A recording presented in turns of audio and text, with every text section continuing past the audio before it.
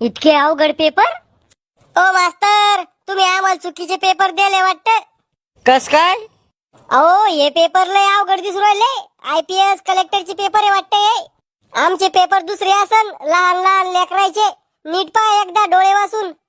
अरे झाकण झुल्या, आमोशा पौर्णिमाला शाळेत येतो तू आणि मला सांगू राहिला का डोळे वाचून पाहायला? चुपचाप पेपर लिहू.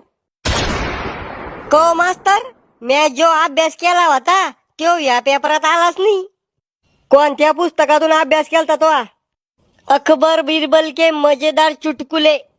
अरे आमोशाची पैदास जोकच्या पुस्तकातून बोर्डाच्या पेपरचा अभ्यास तो बापाने केलता का?